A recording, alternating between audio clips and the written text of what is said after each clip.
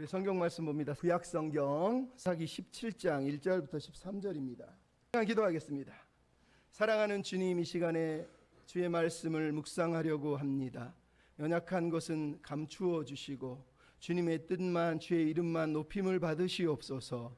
부탁하고 우리 예수 그리스도의 이름으로 기도하옵나이다.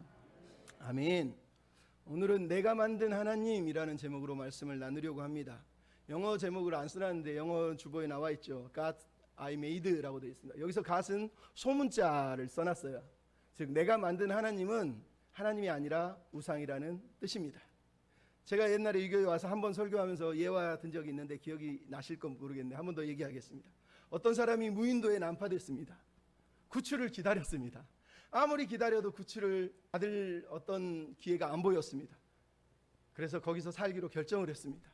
그렇게 몇 달이 지났습니다. 어느 날 저쪽에서 붕하고 배가 지나가다가 이 사람이 난파된 것을 이제 배가 오니까 불을 피웠더니 온 거예요. 그래서 구출을 하게 됩니다. 근데 이 사람들이 구출하러 배에서 내려서 이 사람을 만났는데 깜짝 놀랐습니다. 그 작은 무인도에 교회가 3개나 있었다는 거예요. 당신은 왜 혼자 사는데 교회를 3개나 만들었습니까? 그랬더니 그 사람이 얘기했습니다. 이 교회 너무 지겨워서 이 교회를 세웠는데 여기가 또 지겨워서 이 교회를 또 세웠다는 거예요. 그래서 교회를 3개를 만들었다는 거예요. 여러분 무슨 얘기 하는지 아시죠? 이게 우리 시대의 모습이라는 거예요. 내가 좋은 교회, 내 마음에 드는 교회, 내가 원하는 하나님을 찾아서 여기저기 또 돌아다닌다는 거예요. 하나님이 어떤 분인지에 대한 관심이 없어요. 그냥 내가 원하는 하나님을 찾고 있는 거예요.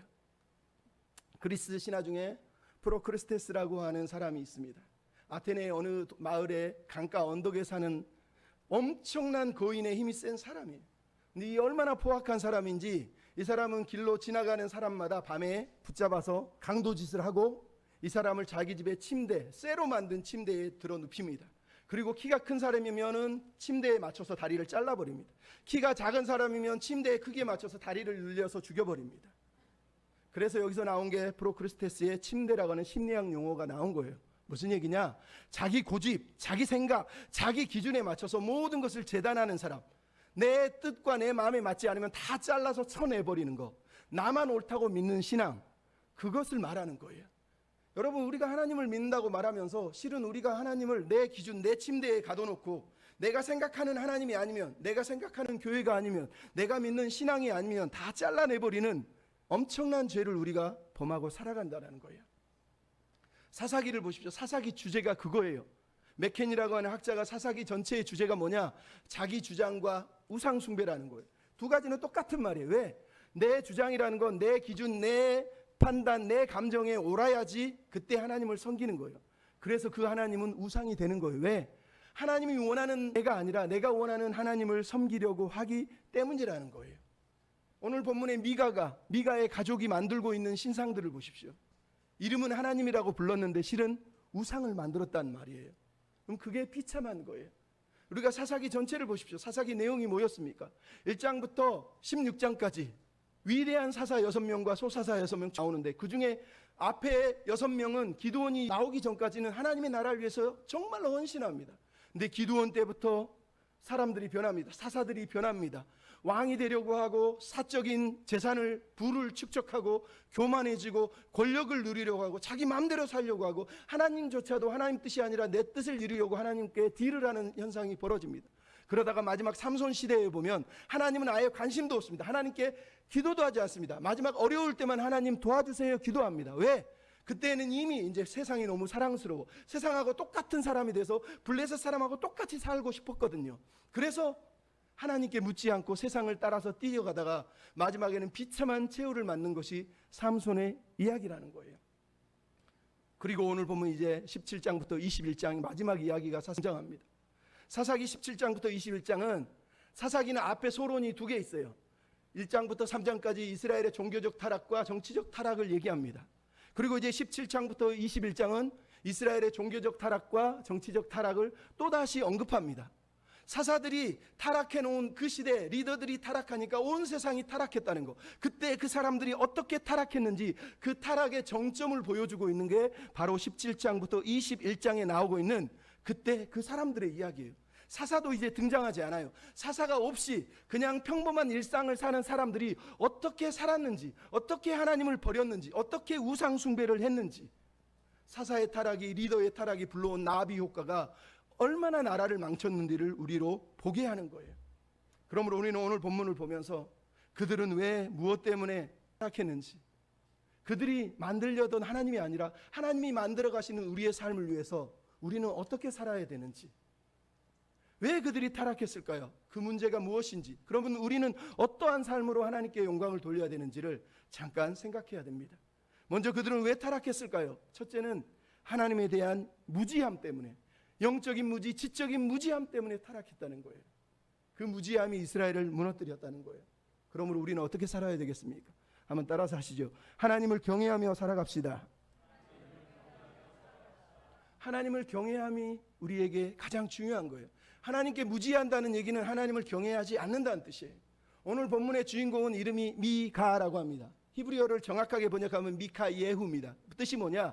여호와 같은 자 누가 있느냐라는 뜻이에요. 쉽게 얘기해서 여호와 하나님과 같은 분이 없다. 하나님만이 유일하신 하나님이다. 그러므로 하나님을 아는 사람이라면 하나님 같은 분이 없으니 하나님만 섬기고 살아야 된다라는 의미에서 이 이름을 부모가 지어준 거예요. 하나님 외에는 다른 건 다 우상이니까 하나님만 섬겨라 라는 의미로 지어줬다는 거예요.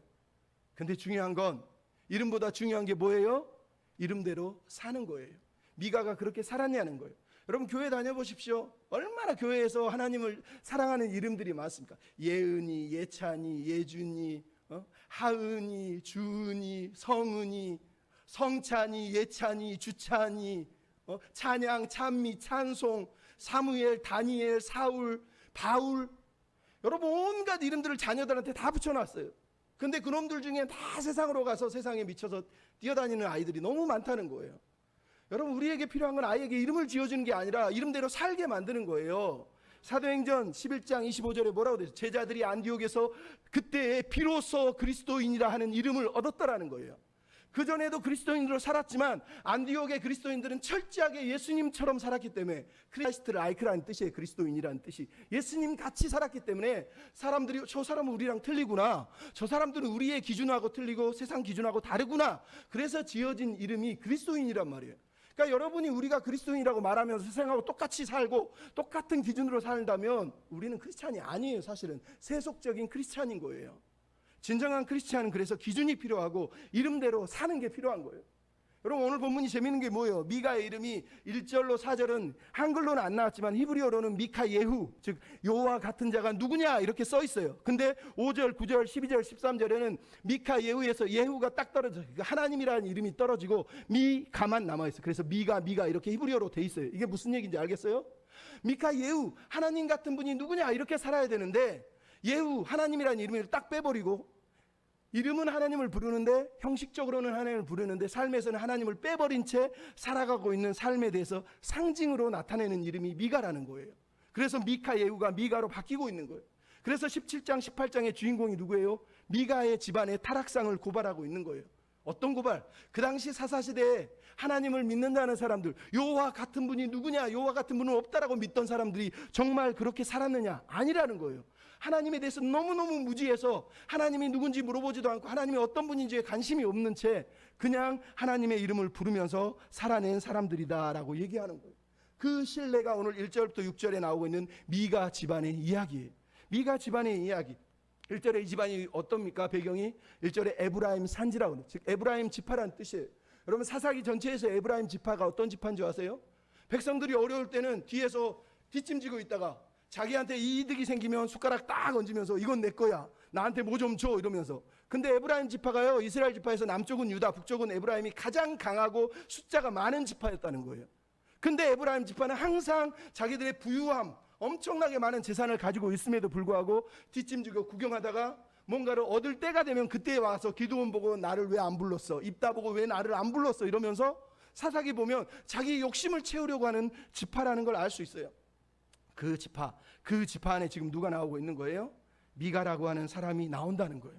이 지파는 그래서 부유한 지파라는 걸 알 수 있어요. 왜? 오늘 본문에 어머니가 은 1100세겔을 잃어버렸다고 얘기해요. 히브리어로는 잃어버렸다는 게 아니라 도둑질 당했다라는 뜻이에요. 한글이니까 잃어버렸다고 번역을 한 거지만 라카은은 누가 훔쳐갔다라는 뜻이에요. 은 1100세겔은 엄청나게 많은 돈이에요. 17장 10절에 우리가 보면 미가가 제사장 보고 1년에 10세겔을 주겠다고 얘기해요. 10세겔. 여러분 1년에 10세겔이면 10년이면 얼마예요?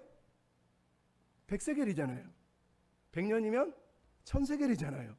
1100세겔이면 떵떵거리고 사는 거예요. 엄청나게 많은 돈을 도둑질 당했다는 거예요. 미가의 집이 못 살았어요? 잘 살았어요? 너무 잘 살았다는 거예요.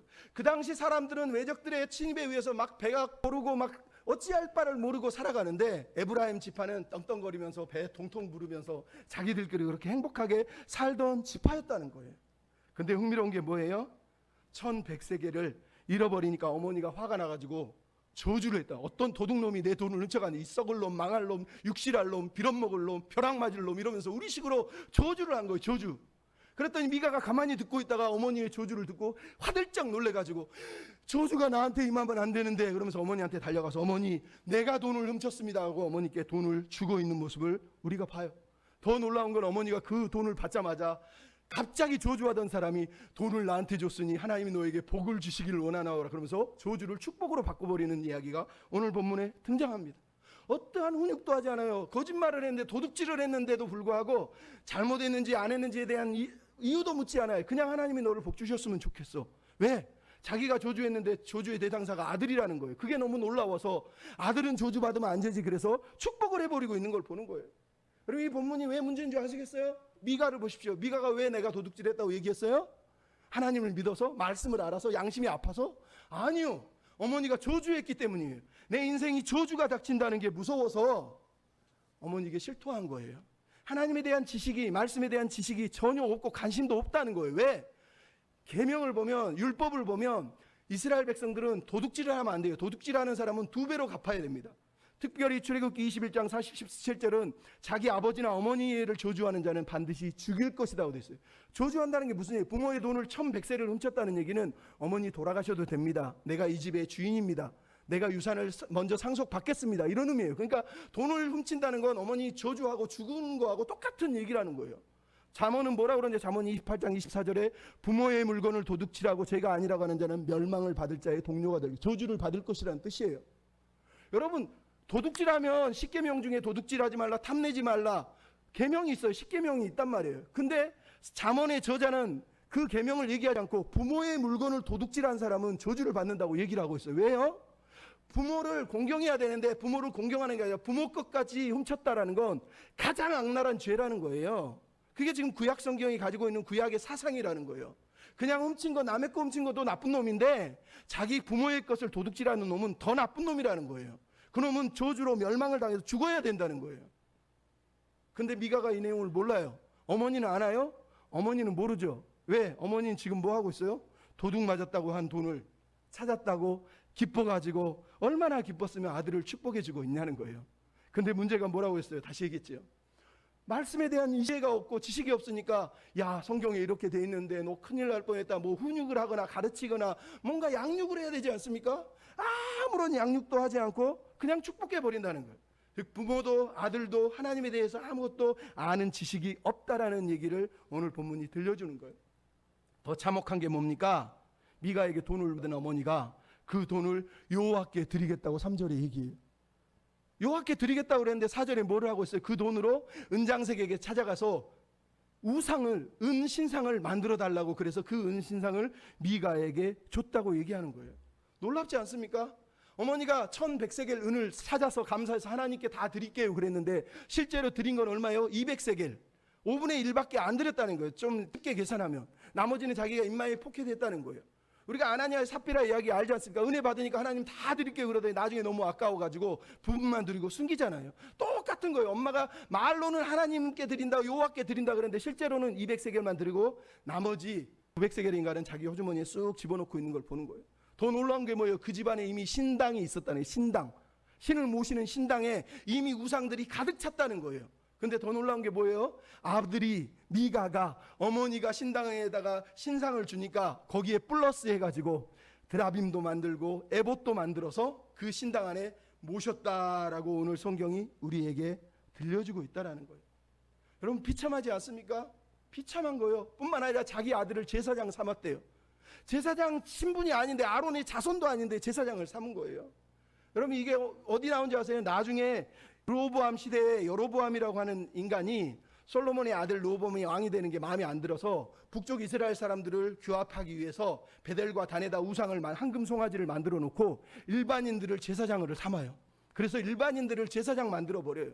그래서 이스라엘의 평생의 업무가 돼서 북이스라엘이 멸망하는 이유 중에 하나가 그거란 말이에요. 근데 오늘 본문에 이 어머니와 이 아들이 시초의 시초 원조 가장 먼저 이 일을 하고 있었다는 거예요. 이게 비참한 거라고요. 그래서 6절이 뭐라 그럽니까? 그때에 이스라엘의 왕이 없으므로 사람들이 자기 소견에 옳은 대로 행하였더라. 이게 평가예요. 평가. 하나님에 대해서 아는 지식이 없다는 거, 하나님에 대해서 무지했다는 거. 왕이 없다는 뜻은 하나님의 말씀을 잘 아는 사람이 없다는 뜻이기도 하지만 사사기에서는 언제나 뭐라고요? 하나님이 왕이신데 하나님을 왕이신 하나님을 버렸다는 뜻이에요. 버렸다는 뜻이에요. 하나님을 버리니까 무슨 일이 벌어져요? 하나님에 대해서 모르죠. 하나님 모르면 어떻게 됩니까? 하나님을 무시하고 경외하지 않아요. 하나님을 경외하지 않으면 어떻게 합니까? 자기 마음대로, 눈에 보이는 대로, 손에 잡히는 대로, 입에 들어오는 대로, 하고 싶은 대로 다 하고 사는 거예요. 오늘 본문이 그것을 우리에게 보여주고 있단 말이에요. 그게 비참하다는 거예요. 오늘 본문에 여러분 이 미가의 집안은 십계명을 다 범하잖아요. 하나님이 왜 다른 신을 섬기지 말라 범하죠? 우상을 만들지 말라 범하죠? 이름을 망령되이 일으키지 말라 그러는데 하나님의 이름을 막 부르잖아요. 범하죠? 안식일을 거룩히 지켜라. 예배를 잘 드리라는데 예배당에 신상을 차려놓고 우상을 섬기면서 예배를 드리잖아요. 부모를 섬기라는데 부모의 것을 득질하잖아요. 거짓말하지 말라는데 하나님의 이름을 부르면서 거짓말하잖아요. 살인하지 말라는데 하나님을 죽여버렸잖아요. 살인하잖아요. 음란하지 말라 그러는데, 가늠하지 말라 그러는데 신상 우상을 섬기면서 음란히 행하고 있잖아요. 남의 것을 탐내지 말라 그러는데 자기 가족 것을 도둑질했잖아요. 말 그대로 십계명의 모든 걸 다 범해버렸다는 거예요. 근데 그게 죄라고 여기지 않는다는 거예요. 그게 무지하다는 거예요. 여러분 신명기 10장 12절에 하나님이 이렇게 말씀하세요. 이스라엘아, 내 하나님 여호와께서 네게 요구하시는 것이 무엇이냐? 너의 하나님 여호와를 경외하며 그의 모든 도를 행하고 사랑하며 마음을 다하고 뜻을 다하여 내 하나님 여호와를 섬기고 내가 오늘 내 행복을 위하여 내게 명하는 여호와의 명령과 규례를 지킬 것이 아니냐? 너희 하나님 여호와는 신 중에 신이요 주 중에 주요 크고 능하시며 두려운 하나님이시니라. 여러분 하나님을 사랑하는 사람은 크고 두려우신 하나님이 나를 사랑하시는구나를 깨닫는 거예요. 그래서 말씀을 사모하는 거예요. 행복을 진짜로 사모하는 사람은 세상 행복이 아니라 하나님이 나를 위한 행복을 예비하셨다고 믿고 하나님을 경외한단 말이에요. 미가의 집이 그렇게 살지 않았다는 거예요. 두 번째 문제가 뭐예요? 혼합주의 신앙이에요. 혼합주의라는 거예요. 여러분 우리에게 적용이 이거예요. 따라합시다. 하나님을 제한하지 맙시다. 하나님을 제한하지 말라는 거예요. 여러분 오늘 본문의 미가의 집안은 그 당시 이스라엘 사람들의 일반적인 일상적인 모습이에요. 신앙관을 다 보여주고 있어요. 집안에 신상이 있대요. 신당이 있대요. 신당 안에 신상을 만들었대요. 에봇도 만들고 드라빔도 만들었대요. 신당이 뭐예요?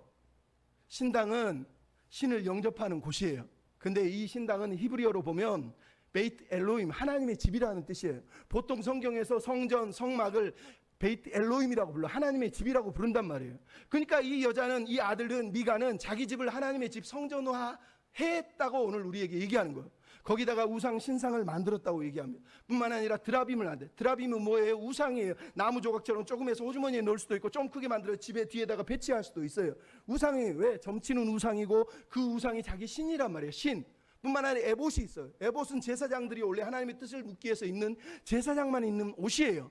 근데 사사기 시대에 기드온이라고 하는 사람이 백성들에게 금고리를 모아가지고 그걸로 금 에봇을 만들어서 자기가 자기 집에 모셔놔요. 그래서 이스라엘 백성들이 그 에봇 때문에 음란히 행하였다고 성경이 얘기하는 거예요. 즉 우상 숭배가 바로 그 음란한 행위라는 얘기를 하고 있는 거예요.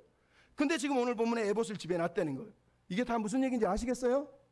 철저하게 이 집안은 혼합주의 신앙, 뭐든지 다 상관없다는 거예요. 나한테 득이 되고 저주를 막아주고 애군을 막아주는 모든 것들을 나는 다 섬길 수 있어 라는 믿음으로 지금 서 있는 거예요. 그러니까 하나님도 좋아요, 바알도 좋아요, 에봇도 좋아요, 드라빔도 좋아요, 모든 신들이 다 좋아요 라고 얘기를 하고 있는 거예요. 미가의 어머니가 하나님께 돈을 드린다고 말을 했잖아요. 근데 목적이 뭐였어요? 3절에 보면 내 아들을 위하여. 여러분, 미가의 어머니는 하나님을 믿고 있는 게 아니에요. 내가 저주를 했는데 내 아들이 저주를 받으면 안 돼요. 그 저주를, 애군을 막아야 돼. 그래서 뭐 하고 있는 거예요? 아들을 위해서 신상을 지금 만들어서 아들집 신당에 딱 모셔놓고 있는 걸 우리에게 보여주고 있는 거예요. 여러분, 하나님을 믿는 건 애군을 막는 게 아니에요. 여러분 집안의 불행과 저주를 막는 게 신앙이 아니라니까요. 신앙은 내 인생의 애군을 막아달라고 하나님께 찾아오는 게 아니에요. 하나님 뜻이 내 안에 이루어달라고, 하나님 뜻이 있음을 믿고 순종할 수 있게 해달라고 그렇게 기도하는 거예요.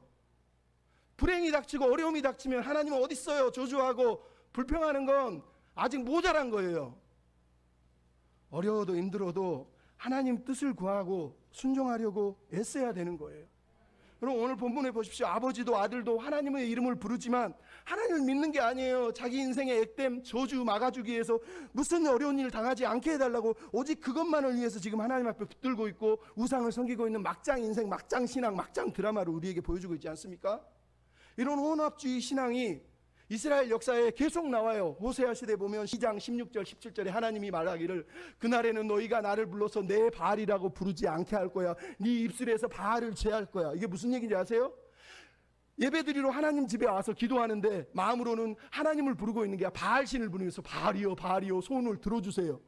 이스라엘이 멸망하기 전에도 이랬고 미가 시대에도 이랬다는 거예요. 사람들이 말로는 예배드린다 그러고 성전에 와서 예배를 드리지만 마음속에는 자기가 믿는 신이 따로 있어요. 애군을 막아줄 신, 나름대로 효력 있는 신들을 찾아다니는 거예요. 그래서 바알 신이 효력이 있다고 그러니까 예배드리면서 바알의 이름을 불렀다고 성경이 우리한테 들려주고 있다니까요. 이게 불행한 거예요. 이게 불행한 거. 이게 종교적인 습관이고 죄의 습관이란 말이에요. 우리가 신앙생활을 하는 건 나를 위한 하나님을 찾기 위해서 여기 있는 게 아니에요. 하나님을 위해서 내가 무엇을 할까? 하나님을 위해서 나는 어떤 사람이 돼야 될까? 그 하나님의 부르심을 위해서 이 자리에 우리가 있다니까요. 여러분, 그러니까 이 사람들은 하나님을 섬기고 있는 게 아니에요. 자기가 원하는 하나님을 만들고 있는 거예요. 이걸 우상숭배라고 하는 거예요. 여러분, 우상이라는 게 물건 하나 만들어 놓고 아니면 그 신의 이름을 부른다는 게 그런 뜻이 아니에요. 우상숭배의 본질적인 의미가 뭐냐? 그 신을 내가 조절할 수 있다는 뜻이에요. 그 신에게 내가 헌금을 드리고 그 신에게 내가 돈을 드리고 그 신에게 내가 우리식으로 말하면 치성을 드리면 그 신이 내게 감동해서 응답해 줄 거야 라고 하는 그 신을 내 뜻대로 조작하고 내 뜻대로 움직일 수 있다고 믿는 거, 그게 우상숭배란 말이에요. 하나님을 믿으면서 하나님 내가 기도했으니까 응답해 주셔야 돼요. 헌금했으니까 응답해 주셔야 돼요. 내가 얼마나 헌신한 줄 아십니까? 그러니 응답해 주셔야 돼요. 그게 우상이에요. 우상. 그게 하나님이 아니고. 여러분, 오해하면 안 됩니다. 오늘 본문을 정말 심각하게 들으셔야 되는 거예요. 여러분, 이 본문에 나오는 이 사람들이 뭐예요? 하나님을 박스 안에 가둬놓고 프로크스테스의 침대에 눕혀놓고 하나님 내 마음에 안 드는 거 다 잘라내고 내가 원하는 하나님만 딱 가둬놓고 있어요. 복 주세요, 복 주세요, 복 주세요. 그거 외에 나머지 하나님 말씀도 필요 없고 하나님 뜻도 필요 없는 거예요. 오늘 본문에 이거를 저는 무당 기독교라고 얘기합니다. 기독교 무당이라고 말하는 거예요. 무당 점쟁이라고 말하는 거예요. 여러분, 교회 다니면서 어디 영빨 있다 그러면 목사들 쫓아다니고 뭐 효력 있다 그러면 나도 따라서 기도해보고 어디 기도원 가면 좋다 그러면 거기 쫓아다니고, 그게 무당신앙이지 무슨 하나님을 믿는 겁니까? 어느 목사님이 용하다 그러면 거기 가서 머리 디밀고 안수해달라 그러고, 목사님들 무슨 뭐 신방 가면은 복채 내듯이 복채 받아주면 기도해주고, 많이 줬으니까 더 기도해주고, 뭔 짓입니까? 잘못된 거란 말이에요. 목사가 용한 게 아니에요. 하나님 뜻을 구하고 물어야 되지 않습니까? 액땜하기 위해서 하나님을 믿어. 액땜하기 위해서 내가 예수를 믿었으니 내가 저 불교 종교 저 다른 종교 믿을 때는 안 도와줬는데 이 신은 날 도와주겠지, 이 하나님은 진짜겠지, 우리 집에 저주도 생기면 안 되고 아프지도 않고 병도 안 걸리고 어려운 일도 안 당해야 되고 우리 부모도 걱정 안 해야 되고 내 자녀도 잘 돼야 돼, 이런 믿음으로 여자에 앉아있으면 여러분은 무당신앙 가지고 사는 거예요. 하나님 믿는 건 그렇게 사는 게 아니에요. 그런 신앙으로 대체 우리가 어떻게 하나님을 영화롭게 할 수 있고 고난이 오고 어려움이 올 때 이겨내겠어요? 어떻게 이길 거냐고요? 하나님의 섭리도 믿지 못하고 하나님 뜻과 계획이 있다는 것도 못 믿는데 어떻게 하나님을 믿으며 이 세상을 살아갈 수 있냐고요. 우리가 못하잖아요. 저번에 저 서울의 내수동교회 어느 권사님 신앙생활 너무너무 잘했는데 어느 날 갑자기 집안에 암이 걸리니까 새벽마다 와가지고 하나님 나한테 왜 그래 그러면서 저주하더니 나중에 교회로 안 나왔어. 목사님이 찾아가서 왜 그러세요? 그랬더니 내가 하나님을 위해서 평생을 헌신한 권사인데 우리 집에 어떻게 이런 일이 벌어집니까? 여러분, 그게 신앙입니까? 유석영이라고 제가 저번에 지구촌교회 전도사님 얘기했잖아요. 열심히 하나님 위해 살겠다고 말했는데 20대 30대도 안 됐는데 갑자기 암이 걸렸어요. 그것도 말기 암이에요. 근데 뭐라고 고백했다고요? 이것도 하나님의 뜻인 줄 믿습니다. 내 남은 인생 전도하며 살겠습니다. 그럼 그런 사람도 있어요. 인천의 모교회 어느 장로님은 열심히 사업을 했는데 하나님 감사합니다 그러면서 11조 헌금을 싹 드렸는데 그 다음날 공장이 다 불나버렸어요. 목사님이 얼마나 마음이 힘들겠어요. 아이고 하나님 잘 믿는 사람이 저거 남들이 볼 때 저주받았다 그럴 때 그래서 찾아가서 장로님 괜찮으세요? 그분이 그러세요. 아유 목사님 괜찮아요. 제가 헌금을 드리고 나서 이렇게 일이 터졌으니 얼마나 감사합니까? 내가 헌금 드리기 전에 불났으면 하나님께 아무것도 못 드렸지 않나요? 이러더라는 거예요. 대체 어느 신앙이 진짜입니까 여러분? 무당신앙을 버려야 되는 거예요. 마지막으로 기복신앙이에요. 오늘 본문에 나오는 이 사람들의 가장 큰 문제는 기복신앙이에요. 여러분 우리는 그러므로 어떻게 살아야 되느냐 따라합시다. 복 있는 사람이 됩시다. 기복신앙인이 되지 말고요 복 있는 사람이 되라는 거예요. 오늘 보면 7절로 13절에 누가 나와요? 미가의 집에 레인이 찾아오고 있어요. 이 레인은요 유대 베들레헴에서 왔대요. 그래서 미가의 집까지 흘러왔대요. 근데 웃기지 않습니까? 왜 레인이 정착지를 찾아 돌아다닐까요? 레인은요 48개의 성읍이 있어서 그 성읍에서만 살면서 이스라엘 공동체의 영적인, 도덕적인, 윤리적인, 지적인 교육을 시키는 사람이에요. 근데 유대 베들레헴은 레인에게 정해진 성읍도 아니에요. 그러니까 레인이었는데 자기에게 정해진 성읍을 떠나서 먹고 살기 위해서 베들레헴으로 갔다는 거예요. 베들레헴에 갔는데 거기도 힘들어요. 그랬더니 또 찾아서 온 게 미가의 집까지 오늘 본문에 흘러왔다라고 얘기하고 있는 거예요. 근데 미가가 물어보니까 나 레인이에요. 그러니까 유대 베들레헴 그건 아무것도 안 들러죠. 레인이란 말에 귀가 번쩍 뜨이고 로또 맞았다. 왜요? 집에 신당도 있고 신상도 있고 애법도 있고 드라빔도 있는데 아들이 가짜잖아요. 레인이라 그러니까 아 진짜 목사 같다. 이것도 가짜잖아요 사실. 왜? 아론의 자손 외에는 레인은 제사장을 할 수가 없어요. 아론의 자손들만 제사장을 하는 거예요. 레인은 제사장 밑에서 서브하는 우리식으로 말하면 교육 전도사 그런 스타일인 거예요. 근데 이 사람이 레인이라 그러니까 얼마나 행복하겠어. 동료리도 없고 정범이도 없고 김웅영 감독처럼 지금 얼마나 급했겠어요. 근데 레인이 딱 나타나니까 이 사람을 내가 제사장 삼아줄게. 뭐라고 그랬어요? 1년에 은 13개를 주고 의복을 주고 삼시세끼 먹여주겠다. 모든 거 다 해결해 주겠다. 오늘 본문이 얘기했다는 거예요. 그러면서 나의 집에 아버지와 제사장이 돼달라. 아버지와 제사장이라는 건 영적인 스승이 돼달라는 뜻이에요. 그래서 이 사람이 오케이 하고 제사장이 되겠다고 오늘 서로 컨트랙 사인을 했다고 얘기하는 거예요. 다시 말하지만 이거는 심각한 거예요. 왜? 제사장은 아론의 자손 외에는 제사장이 될 수가 없어요. 뿐만 아니라 이 사람은 나아르 청년이라고 되는데 청년이라는 히브리어 단어는 어린아이부터 30대 이전에 20대 청년을 부르기까지 그 나이대를 나아르라 그래요. 제사장은 30대가 돼야지 제사장을 할 수가 있어요. 그러니까 지금 일어나는 이 현상은 뭐예요? 누구도 제사장 자격이 없다는 거예요. 근데 지금 이 사람이 제사장이 되겠다라고 수락을 했다는 거예요. 제사장이 되겠다고 수락한 이유가 뭐예요? 11절이잖아요. 12절이 나오고 11절이 나온 게 아니에요. 12절에 내가 제사장이 되었더라. 그러고 나서 만족했다고 말하는 게 아니라 11절에 뭐라고 됐어요? 그는 미가와 거주하기를 만족하게 생각했다라고 11절이 먼저 얘기하죠. 그리고 나서 그가 미가인의 집에 제사장이 됐다는 거예요. 이 사람이 제사장이 된 이유가 뭐라고요? 미가의 조건이 만족스럽다는 거예요. 돈 해결해주고 생계 해결해주고 연봉 1년에 10세겔씩 주고 다 해결된 거예요. 평생 버티고 있으면 죽을 때까지 보장해 주잖아요. 그래서 이 사람이 지금 계약을 맺었다는 거예요.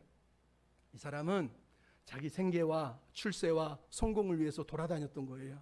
그리고 오늘 이 사람이 출세 길이 처음으로 열린 거예요. 사람 하나 잘 만난 거예요.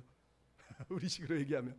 근데 13절에 뭐라 그러니까 미가가 너는 내 제사장이 됐으니 너 하나님께서 복을 주실 줄 믿나라. 여러분 미가는 지금 하나님의 제사장을 찾고 있는 게 아니었어요. 누구를 찾아요? 내 제사장. 내 제사장을 찾고 있었다는 거예요. 내 하나님, 내가 원하는 제사장. 나만의 시스템, 종교 시스템을 다 만들어놔서 애구는 막아주고 복을 들어올 시스템을 다 만들어놓고 이제 제사장까지 들어왔으니 나는 행복해. 모든 것이 해결됐어 라고 지금 말하고 있는 거예요. 여기 여러분 심각한 두 명의 신앙인이 나오는 거예요. 하나는 기복신앙, 하나는 출세신앙, 성공신앙, 번영신앙을 가진 사람이에요. 여러분 오늘 본문에 나오는 레인이 돌아다닌 이유가 뭐라고? 출세를 하기 위해서 돌아다닌 거예요. 레인은 11절을 먹고 사는데 레인들이 11절을 먹고 사는 게 너무 힘들어지니까 여기저기 또 돌아다니면서 좀 더 좋은 데 가서 좀 더 돈 많이 버는 데를 찾아다닌 거예요. 그렇다고 개척교회를 했다는 뜻이 아니에요. 이 사람은 개척교회를 하는 게 아니란 말이에요. 그리고 와서 지금 출세의 길이 열리니까 이 사람의 이름이 누군지 아세요? 18장에 보면 요나단이라고 모세의 후손이에요. 모세가 누굽니까? 이스라엘에서 가장 강력한 위대한 지도자, 하나님과 친밀하게 얼굴을 맞대고 교제했던 사람, 거룩한 하나님의 백성의 영적 리더의 후손이 지금 영적 자존심을 다 팽개치고, 그래 나는 출세해서 먹고 살면 되지, 먹는 거 해결돼주고 내가 떵떵거리고 사회적으로 지위 누리면 되지, 감히 레인이 제사장이 되겠다고 그러면서 제사장 자리를 딱 떠맡았다고 오늘 본문이 얘기하고 있는 거예요. 이 사람은 출세신앙, 번영신앙을 가지고 있는 사람이란 말이에요. 내가 잘 되기만 하고 출세만 되면 나는 상관없는 거예요. 미가는 어떻습니까? 오늘 본문 이야기 전체 이야기를 가만히 보시오. 뭐가 나옵니까? 1절부터 2절에 보면 어머니가 너는 하나님께 복을 받아라, 돈을 찾았으니 복을 주는 거예요. 마지막 절에는 뭐가 나요? 미가가 돈을 주면서 너 하나님이 내 가정에 복을 주실 거야. 이 전체 내용은 다 돈하고 축복이 연관돼 있어요. 돈이 있으면 축복을 들어온다는 거예요. 돈이 있으면 제사장도 움직일 수 있고 하나님도 움직일 수 있고, 돈이 있으면 모든 걸 다 내가 조종할 수 있다고 믿는 신앙이란 말이에요. 이게 지금 성경이 우리에게 들려주고 있는 신앙이에요. 한마디로 물질과 복이 있으면, 물질 때문에 내 삶이 안전해지고 평안해지면 나는 복받은 사람이다 라고 믿고 있다는 거예요. 이것을 복이라고 믿고 있다는 거예요. 아멘이 아니에요. 이게 복이 되는 게 정상입니까? 돈을 찾아서 복이고, 돈을 벌어서 복이고, 돈을 벌게 해줄 테니 복이고, 제사장이 있어서 재앙을 막아줄 테니 복이고, 이게 기복신앙인 거예요. 목적이 복밖에 없기 때문에요. 복. 그것도 내복이에요. 이거를 성경이 기복신앙이라고 하는 거예요. 이런 사람들이 그 당시 이스라엘 시대 그때 그 사람들이었다고 얘기를 하고 있단 말이에요. 여러분, 이런 집안에서 이단들이 태어나는 거예요. 맨날 어디 가서 영빨 좋은 사람, 뭔가 능력 있는 사람, 기도해서 응답받는 목사들 쫓아다니다 그 사람 만나면 좋다고 같이 교회 하나 세우자고 교회 세워놓고, 거기서 어떤 교회 가보니까 장로가 돈 잘 버니까 옆에 붙어서 자기 교회 크게 지어놓고, 장로는 또 목사님한테 매일 의지하면서 우리 집 잘 지켜주세요, 영적 제사장입니다 그러면서 자기 집안에 제사장 만들어 놓고, 그리고 둘이 쿵짝쿵짝 하면서 하나님의 은혜네, 하나님 영광이네 그러면서 살아요. 그럼 그게 오늘 본문에 나오는 거하고 뭐가 틀립니까? 좀 죄송하지만 똑같지 않나요? 하나님을 믿는 거예요. 근데 세상에 자기 제사장들 만들고 자기 물질 지원해주는 사람 만나서, 어떤 목사님 나는 저런 장로라도 한 명이라도 더 있으면 좋겠어, 저런 장로 한 명만 있으면 나는 행복할 텐데. 왜 그게 행복해야 되죠? 죄송하지만 병든 거예요. 병든 거. 그거는 잘못된 신앙이란 말이에요. 어떻게 집안의 신상, 드라빈, 에보, 아무 자격 없는 제사장들 세워놓고도 이것만 있으면 나는 복받을 거라고 믿고 있죠? 그 관점이 복밖에 없기 때문에 그러는 거예요. 그래, 여러분 교회 다니면서 기복신앙을 기독교적으로 옹호하지 마세요. 기복신앙은 기복신앙이 좋은 게 아니에요. 여러분 착각하면 안 된다니까요. 우리가 생계를 위해서 열심히 일하고 뜨겁게 열심히 헌신하고 부지런히 살아가는 거, 가족을 지키기 위해서 헌신하는 거 죄 아니에요. 당연한 거예요. 일반 은총이기 때문에. 교회가 하나님의 나라와 영광을 위해서 열심히 기도하고 섬길 자와 함께 나아가는 거 당연한 거예요. 잘못된 거 아니에요. 죄 아니에요. 하지만 죄는 먹고 살기만을 위해서 하나님께 나오는 거예요. 안전하게 지켜달라고만 기도하는 거예요. 하나님 뜻은 관심 없고요. 우리 집 지켜주시고 내 자식 지켜주시면 돼요. 죄예요. 우상 숭배예요. 목사가 말로는 하나님의 영광을 위해서, 하나님 나라를 위해서 말하면서 속에는 썩어빠진 검은 구렁이 한 마리가 들어가서 나의 인기, 나의 영광, 나의 명예를 추구하고 있는 그게 죄란 말이에요. 죄. 그것을 기복신앙이라고 그러는 거예요. 기독교의 축복가는요, 오복이 아니에요. 건강장수, 무병장수 이런 게 아니라 팔복이란 말. 팔복. 가난할지라도 마음이 심령이 가난해서 예수님을 사랑하고 하나님과 화평하고 정결하게 살고 의를 위해 고난을 받는 그거. 아브라함에게 말씀하신 것처럼 내가 복이 돼서 남에게 복이 되어주는 사람, 복을 유통하는 사람, 시편 기자의 말씀처럼 복 있는 사람이 돼서 의인의 길에 서고 자연의 길에 서지 않는 거, 날마다 말씀을 사모하는 그거, 그게 기독교의 축복관이라니까요. 그거 다 던져버리고 아브라함이 부자였어요, 야곱도 부자였고 이삭도 부자였어요, 여러분도 예수 믿으면 부자 될 거예요, 예수 믿으면 걱정 하나도 안 해도 돼요, 병도 안 걸릴 거예요, 집안 다 잘 될 거예요. 그게 무당신앙이고 기복신앙이라니까요. 그럼 교회 다니면서 제발 정신 좀 차리세요. 왜 교회를 다니고 설교를 그렇게 몇십 년씩 들어도 고난이 오면 감당할 힘이 없고 이겨낼 믿음이 없냐고요. 대체 뭘 배운 거예요, 교회 와서? 여러분, 우린 그런 하나님 믿는 거 아니에요. 내 액땜해주고 저주 막아주는 하나님 믿는 게 아니라요, 고난이 오고 어려움이 와도 고난이 내게 유익이라 거기서 하나님의 뜻을 배웠다라고 말하는 시편 기자처럼 하나님의 뜻을 믿는 거예요. 받아들이는 거예요. 그럼 기복신앙이 뭐예요? 복을 비는 거예요. 복만 주세요, 복만 주세요. 기복이라는 단어가 하나 더 쓰여요. 뭐라고 써요? 아, 저 사람 기복 있네. 오르락 내리락 오르락 내리락. 그게 기복신앙이에요. 기복신앙은 그래서 두 가지인 거예요. 맨날 복을 추구하다가 상황이 어려워지면 오르락 내리락. 그래서 그게 기복신앙이 되는 거예요. 물질을 복을 추구하다가 결국은 신앙이 계속 오르락 내리락 하는 거 기복신앙이라고요. 여러분의 신앙이 상황에 흔들리면 안 돼요. 상황이 어떠하든지 하나님을 의지하고 하나님을 바라보고 하나님을 신뢰하고 믿으며 살아야 되는 거예요. 여러분, 우리는 나를 위한 하나님을 찾기 위해서 여기서 예배드리는 게 아니에요. 하나님이 나의 안전과 나의 평안과 나의 부와 나의 번영을 책임져 주시니 나는 하나님 사랑합니다. 아니요. 하나님을 위해서 내가 어떻게 할까요? 하나님 나를 위해서 이렇게 놀라운 은혜를 베푸셔 주셨는데 나는 어떻게 살까요? 그렇게 기도해야 되는 거예요. 우리가 짓는 가장 무서운 죄가 뭐예요? 하나님을 만우리 여기는 거예요. 하나님을 가볍게 여기는 거예요. 하나님을 하찮게 여기는 거예요. 그 위대하고 크고 두려우신 하나님을 아주 사소하고 하찮은 내 생각에 내 박스에 내 침대에 가둬놓은 하나님으로 믿는 거예요. 그런 사람들이 하나님 까불면 죽은다고 얘기하는 거예요. 왜? 하나님이 우습거든요. 하나님이 아주 웃어 보이는 거예요. 하찮은 거예요. 내 마음대로 다 움직일 수 있다고 믿는 거예요. 그런 신앙을 추구하고 그게 진짜라고 믿으면 안 되는 거예요. 성경이 말하잖아요. 갈라디아서 6장 7절에 하나님을 스스로 속이지 마라. 하나님을 업신여기지 마라. 하나님은 절대로 만우리 여김, 업신여김을 받지 아니한다. 히브리서 12장은 뭐라 그러면 너희는 거룩함과 화평함이 없이는 절대 주님을 못 볼 것이다. 우리가 흔들리지 않은 나라를 받았은즉 은혜를 받자. 어떻게? 경건함과 두려움으로 하나님을 기쁘게 섬길지니 하나님은 소멸하는 불이시니라. 여러분, 하나님을 섬긴다는 건 하나님을 두려워하는 거예요. 하나님을 은혜를 받은 사람은 경건함과 두려움으로 섬기는 거예요.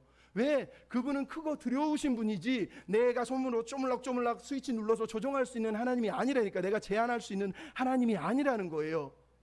하나님은 내 인생의 행복을 보장해 주기에 계신 게 아니라 내가 하나님 안에, 하나님의 세계 안에 들어가서 하나님의 세계 속에서 우리가 기뻐하고 만족하고 행복하고 하나님과 즐거워하는 삶을 위해서 진짜 본질적인 행복을 주시려고 하나님이 우리에게 찾아오신 거예요. 내 생각, 내 취향, 내 계획 따라서 그렇게 하나님을 만들어가며 섬기지 마시고 하나님이 말씀하시는 하나님, 하나님이 어떤 분이시 계시하신 이 성경의 하나님을 내 하나님으로 받아들이고 섬겨야 돼요. 그래서 아까 말씀드렸던 것처럼 진짜 복 있는 사람 돼. 아브라함에게만한 복이 되는 사람, 그죠? 그리고 하나님이 거룩한 제사장을 꿈꾸라고 그랬던 그 거룩한 제사장 백성, 시냇가에 심은 나무처럼 그 복 있는 사람이 되어서 살아야 돼요. 그러려면 어떻게 해야 돼요? 우리 안에 예수가 충만해야 돼요. 우리 안에 예수님이 충만해야 되는 거예요. 여러분, 오늘 아침에 목사님이 유튜브 하나 보내줬죠. 거기에 주명식이라고 하는 목사님이 나오세요. 여러분, 이분은 저기 영종도 영유도라고 하는 곳에서 어렸을 때 태어났어요. 섬이니까 무속 집안이에요. 무당 집안처럼 사람들이 다 그냥 무속 신앙을 가지고 살잖아요. 근데 이 사람이 학교 다니다가 어느 날 은혜를 받고 군대 가서 군종병이 되고 나서 내가 목사가 돼야지, 신학생이 돼야지 그랬는데 갑자기 집에서 띠리링 전화가 왔는데 어머니가 무당이 돼버렸대. 왜? 어머니는 어려서부터 맨날 무속신앙에 빠져 살다 보니까 귀신, 신기가 들리고 신병이 걸렸어요. 그래서 맨날 신병을 낳고 싶은데 못 낳는데 어떤 무당이 내린굿해라. 그래서 내린굿을 해서 이 사람이 내린굿에서 귀신이 빠져나갔는데 이 사람이 이제 귀신 대장 무당이 된 거죠. 대단한 무당이 된 거예요. 사람들 볼 때마다 너 죄 지었지, 너 어디 갔지, 너 내일 누구 나온다, 투시, 개시, 우리식으로 말하는 그런 은사를 가지고 있어요. 뿐만 아니라 물을 담아놓은 항아리 위에서 춤을 추면서 물덩이 위에서 춤을 추는 거, 물이 있는데 뿐만 아니라 쌍작두가 아니라 외작두. 가장 실력이 높은 사람은 외작두를 타고 실력이 없는 사람은 쌍작두를 탄대요. 그것도 양말을 신고 타는 사람은 좀 낮은 계급, 좀 높은 계급은 양말도 안 신고 짝두에 올라가야 된대요. 근데 이 어머니가 강신무, 진짜로 외작두 위에서 춤을 추는 사람이라는 거예요. 얼마나 대단한 사람이에요. 근데 아들이 고민이 생겼어요. 왜? 자기는 목사가 될 건데 엄마가 무당이 됐다니 이제는 친구들한테 나 예수 믿어 말도 못하고 나 목사 되는데 어떻게 할까 고민하다가 우리 어머니를 전도해야지. 그리고 전도할 마음을 먹고 어머니에게 계속 어머니 마귀야, 어머니 마귀야 이러니까 어머니가 막 분노하고 화를 내요. 그럼에도 불구하고 어머니를 전도하고 싶었어요. 어머니를 전도하고 싶었어요. 근데 어머니에게 전도하려고 어느 목사가 그 지역에 살았는데 무려 5번이나 변장을 하고 와서 점괘를 받으면서 이 어머니에게 전도를 하는 거예요. 믿질 않는 거죠. 근데 이 아들이 이 목사를 찾아가서 우리 어머니를 전도합시다. 한 번만 더 합시다. 그리고 사모님까지 모시고 대동하고 집으로 찾아온 거예요. 어머니가 야 이놈들아 왜 여기 찾으러 오냐 그러면서 도망갔다는 거예요. 왜냐하면 이 어머니가 예수를 믿게 된 이유가 뭐냐, 자기 집에 예수 믿는 아들이 있으면 아들이 집에만 들어오면 신점이 안 생긴다는 거예요. 예수 믿는 사람만 들어오면 아무것도 안 보인다는 거예요. 그러니까 늘 그게 신기한 건데, 이번에는 목사가 세상에 떨거지들 데리고 왔으니 우리식으로 얼마나 열이 받겠어요. 집에서 나가버렸다는 거예요. 아버지도 당신들로 바로 왔어 이러더라는 거예요. 그래서 이제 자기들하고 어머니가 없는 상태에서 아들하고 같이 막 목사님하고 한 몇 시간 얘기하다가 어머니가 어딨지 하고 궁금해서 나갔더니 어머니가 저 밑에서 혼자 그냥 이러고 있더라는 거예요. 그러면서 대뜸 그러다는 거예요. 저기 내 대장만 변화시켜주면 내가 너 따라서 교회 갈게. 대장이 누구냐? 어머니 할머니가 바로 옆에 법당을 세워놓고 대장 무당을 하고 있었던 거예요. 그러니까 어떻게 하겠어요? 결국은 이 어머니와 할머니를 어떻게든 꼬셔가지고 부흥회에 데려갔다는 거예요. 근데 부흥회에 데려갔는데 할머니가 부흥회에 데려가자마자 거기서 하나님이 성령이 강하게 역사해가지고 그 자리에서 꼬꾸라지더니 할머니 부당이 나는 하나님을 믿을게 그러더라는 거예요. 그랬더니 이 어머니가 그러면 나도 믿어야지 하고 교회를 갔다는 거예요. 교회를 간데 그 철야 기도인가 새벽 기도인가를 하고 있는데 목사님이 앞에다가 임마누엘이라고 글을 썼는데 이 어머니가 야, 저 글씨가 막 빛이 나서 나한테 다가와. 저 글씨가 무슨 뜻이야? 어렸을 때 한글을 배운 적이 글 쓸 줄도 읽을 줄도 모르는 사람이라는 거야. 아들이 엄마 임마누엘이야. 하나님이 함께 하신다는 뜻이 하나님이 엄마를 사랑하고 함께 하시고 늘 지켜주시고 함께 해주겠다라고 말씀하시는 거야. 정말이야? 그러더니 얼굴이 환하게 바뀌더니 사람이 횟가닥 변해버리더라는 거예요. 여러분, 무당할 때는 맨날 담배 새가 피고 맨날 술 먹고 맨날 그러면서도요, 무당을 해야 되니까 뭐 어디 만나면 안 되고 뭐 먹으면 안 되고 또 그런 건 철저하게 지키면서 지내던 사람이 예수를 믿고 나니까 술도 안 먹고 담배도 안 피고 그리고 막 그때부터 막 교회를 다니는 거예요. 놀라운 일이 벌어진 거예요. 그러면서 뭐라고 그러는지 아세요? 이분이 그런 얘기를 하세요. 내가 예수를 믿기 전에는 고난이 너무 많았는데 하나님 믿고 나니까 너무 행복하다. 귀신이 매일마다 나한테 들려오고 밤마다 소리 지르고 보여주는데 여러분 그 부러워하잖아요. 그게 왜 부럽습니까? 얼마나 힘든지 아세요? 그거 안 들리고 안 보이니 너무너무 좋다는 거예요. 하나님으로 나는 이제 충분해. 하나님으로 나는 만족해. 이러면서 행복해 하더라는 거예요. 여러분 그렇게 살고 계세요? 여러분 교회에 왜 왔습니까? 행복을 위해서 오셨나요? C.S. 루이스라는 사람이 이런 얘기를 했어요. 저는 행복하기 위해 종교를 찾지 않습니다. 행복의 비결은 저도 늘 알고 있습니다. 포도주 한 병이면 충분한 거거든요. 정말 편안하기 위해서 종교를 원하신다면 저는 기독교를 추천하지 않겠습니다. 인생의 주된 목적은 자기의 소유의 삶이 끝나는 지점에 도달하는 것입니다. 자기라고 하는 사람의, 나라고 하는 자아의 삶이 끝나는 지점에 도달하는 게 인생의 목적이라는 거예요. 그러기 위해서 우리는 영적으로 죽어야 하고 무가 되어야 하고 자신의 독립성도 단념해야 하는 것이에요. 무슨 얘기인지 아시겠어요? 하나님을 믿는 순간 나의 만족, 나의 신은 단념해야 되는 거예요. 그게 무가 되는 거예요. 여러분 어제 목사님하고 얘기하면서 무념무상 이런 얘기 많이 했는데 불교는 무념무상을 막 사모하지 않습니까? 근데 기독교는 무념무상을 얘기하지 않아요. 왜? 우리는 비우는 게 아니에요. 채우는 거예요. 뭘로? 예수 그리스도로. 우리 안에 예수가 충만해질 때 우리 인생은 행복하고 우리의 삶은 만족하고 고난이 와도 풍파가 와도 두렵지 않아요. 당당히 이겨낼 수 있는 거예요. 그렇게 살아야 돼요. 하나님을 경외하십시오. 하나님을 제한하지 마십시오. 그리고 하나님의 뜻을 따라서 하나님의 영광을 위해서 복 있는 사람, 축복의 사람이 돼야 되지 않겠습니까? 우리가 마지막 찬양 부를 텐데 아침에도 불렀어요. 가사가 이렇게 써 있어요. 무명이어도 공허하지 않는 이유, 내 이름을 안 알아줘도 나는 예수 안에 만족합니다. 가난해도 부족하지 않은 거 나는 예수님 때문에 부유하기 때문입니다. 고난 중에도 견딜 수 있는 건 내가 주의 계획을 믿기 때문입니다. 여러분 믿습니까? 고난이 올 때 주님의 뜻이 있다고 믿어야 돼요. 저 사람 믿음 없네, 예수 믿더니 저렇게 당했네, 그거는 마귀 소린 거예요. 우리는 하나님 뜻이 있음을 믿고 믿음으로 신뢰하고 버티는 거예요. 내 몸이 약해지고 병들어도 낙심하지 않는 이유가 뭐라고요? 나는 예수님으로 만족하기 때문이에요. 세상이 부럽지 않고 세상 풍파도 두렵지 않습니다. 예수로 충만하기 때문이에요. 여러분 우리가 그런 믿음의 사람이 돼서 하나님께 영광을 돌렸으면 좋겠습니다. 제발 부탁드립니다. 우리 같이 찬양합시다. 무명이어도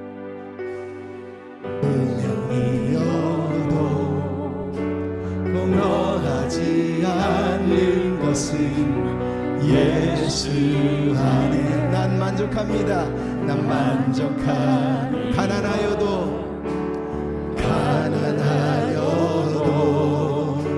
부족하지 않은 것은 예수 안에 오직 나는 부요함이라.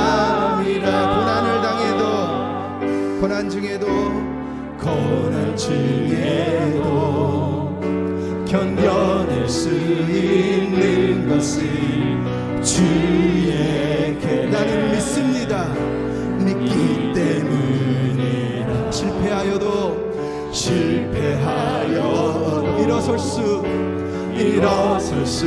있는 것은 예수 안에 오직 나는 승리하 우리 예수 이름으로 승리합시다. 난 예수로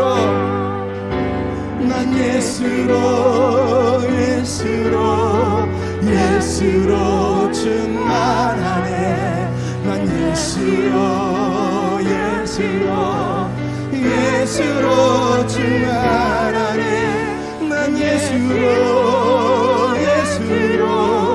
난 예수로 충만하네. 영원한 왕 내 안에 살아. 내 몸이 약해도 주님, 내 몸이 약할지라도 내 몸이 약해 낙심하지 않습니다. 낙심하지 않은 것은 예수 안에 난 완전합니다. 난 완전함이 화려한 세상 부러럽지 않은 것은 난 예수로 충만. 우리 함께 고백합시다. 난 예수로 충만합니다. 난 예수로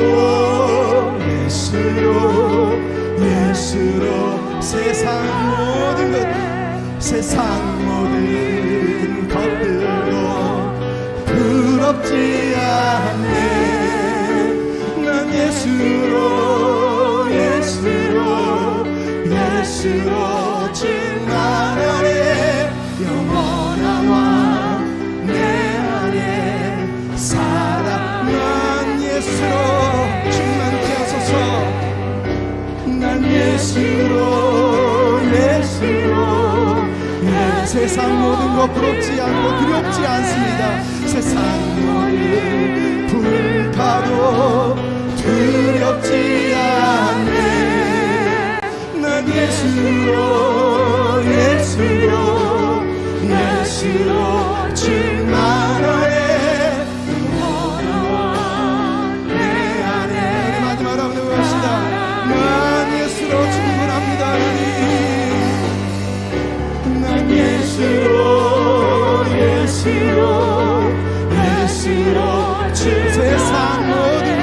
세상 모든 풍파도 두렵지 않네. 난 예수로 충만하네. 영원한 왕 내 안에 살아계시네. 우리 말씀을 생각하며 기도할 때 하나님, 내 신앙이 내가 하나님을 만들어 놓고 우상처럼 섬기고 있는 것은 아닙니까? 하나님 회개합니다. 용서하여 주시고 내가 하나님을 경외하며 살게 하시고 하나님을 제한하지 않게 하시고 하나님의 축복 은혜를 나누어 주는 복의 통로로 살 수 있도록 하나님의 신뢰하고 계획을 믿으며 살 수 있도록 예수 안에 충만한 자로 살게 해 주시옵소서. 우리 이런 마음으로 같이 기도하겠습니다.